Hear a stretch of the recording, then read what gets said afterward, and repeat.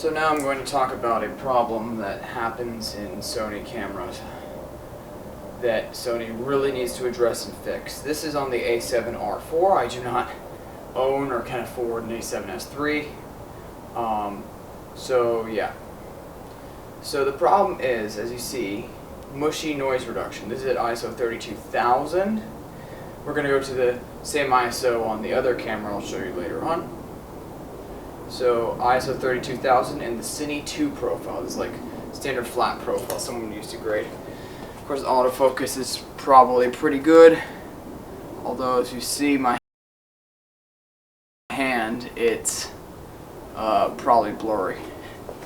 And the autofocus might be failing, who knows. I know that the Sony autofocus is flawless in good light, but I don't know about low light. So let's take a look at the other camera shooting in a flat picture profile.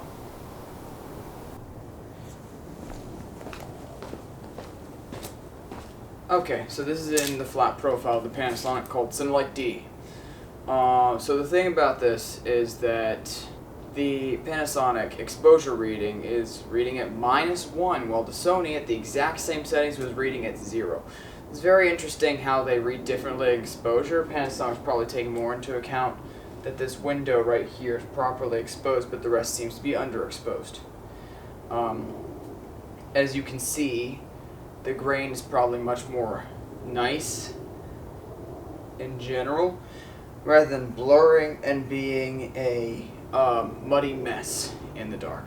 Although, as I'm sure you all know, the autofocus in Panasonic cameras is absolutely horrible. Unless it did well this time. Who knows? So, an interesting thing is that this camera can go a lot higher than 32,000. I'm just using these settings to match my Sony A7R4. I'm shooting in 10-bit because I can. On this camera, I can shoot 10-bit. On the newer Sonys, I am aware you can shoot 10-bit, although I don't think it should affect the low light test too much. So let's switch over to log on the Sony, and then we'll see it on the Panasonic, and compare how those do in low light. Of course, the Panasonic will be getting the nice treatment of noise reduction in DaVinci because it can. The footage from the Sony cannot be noise reduced in post. Let's take a look at those. So this is an S-Log2 because I'm filming on, as I said before, a 7R4 8-bit camera. So it won't do the best for higher end logs, so we're going with S-Log2, which is the maximum log anyone should use on 8-bit Sony cameras. But does it look any noisier? Does it look any cleaner? This is, of course, exposed at 0. I did not expose to the right. I'll try exposing to the right for the next shot. And how will it compare to the Panasonic, which is filming at 10-bit? And it will be filming at the same frame rate and resolution, I assure you, so the results should be very similar, given all things equal. Although, I think the noise reduction algorithm in the Sony might overcompensate. Let's check how the autofocus does for this. And this is S-Log2. I don't think that picture profiles have anything to do with autofocus performance on Sony cameras, considering they use phase detect. But of course, autofocus performance on the Panasonic will be heavily affected since it uses contrast detect. So let's take a look at how the Panasonic does on this test. So this is V-Log on the Panasonic. Panasonic's flavor of log in 10-bit, obviously. So this is probably looking horrible. With some noise reduction, it looks great. And noise reduction now. And you're wondering, hey, look, motion is normal, unlike the Sony. Because the Sony uses temporal noise reduction, just like the editor, although it doesn't know in advance what things would look like, so it's guessing on the fly and making mistakes. Of course, autofocus in V-Log in low light is going to be some of the worst ever. as you may know, is probably focused on the background, on that window back there. And now it's trying to focus on me. Oh, no, I just don't think it's going to find me. So, yeah, let's go back and make it easier for little old Panasonic. So, we're going to overexpose the Sony a bit, because I've heard that that makes its noise reduction algorithm less harsh. So we'll overexpose the Panasonic to the same degree. I'm going to overexpose the Sony by 1.3 stops, so I'll overexpose the Panasonic by 1.3 stops. On the Panasonic though, I have an advantage.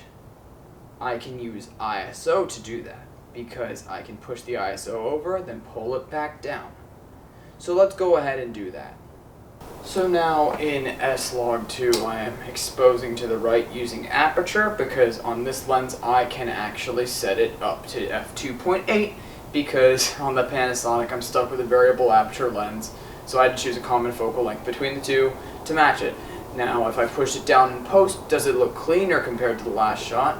And does it hide any of the noise reduction artifacts which are so strong in Sony cameras at this range, especially with any big motion? So, does it do that? Does it do that well? We'll find out. And as to how it performs against the Panasonic, how would it do against the Panasonic that way? Well, we will see, because on the Panasonic overexposed, I'm sure that we can find a way to match these two and see which performs better, Sony's inbuilt noise reduction, which you cannot turn off, or Panasonic's no noise reduction with some noise reduction afterwards. So we'll see about that. So I had to match the Sony's exposure, because I couldn't go to plus 1.3 on this camera's exposure metering, because Sony's 0 is minus 1.3 EV on this camera. So effectively we're at the same plus 1.3 EV that we were on the Sony, but it's reading 0. The shutter speed is different because I couldn't open the aperture of this lens. The ISO is at the max, 51,200. So it should be looking absolutely horrible without any noise reduction. With noise reduction, it probably will look better. I don't think it can focus on me, even if it tries. Come on. Come on. Sony probably contains the edge, the complete edge, in autofocus, considering this camera isn't focusing on me until now. So, yeah. While this camera might destroy Sony's in terms of high ISO output, where you can clean it up yourself in post, or let the camera do it for you in a better way than Sony, in a much cleaner way that leaves the grain intact while removing the color noise, it suffers in autofocus compared to the Sony. So, hope you enjoyed this video. Tell me, what does look best in low light? Do the flat profiles look better? Who wins on the flat front? Who wins on the log front? And is exposed to the right a good practice in low light for Panasonic and Sony? Please leave a comment, leave a like, or dislike if you didn't like it. I will see you in the next video, and goodbye. Panasonic autofocus. Yeesh.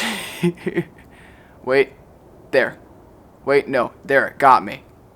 Bye-bye.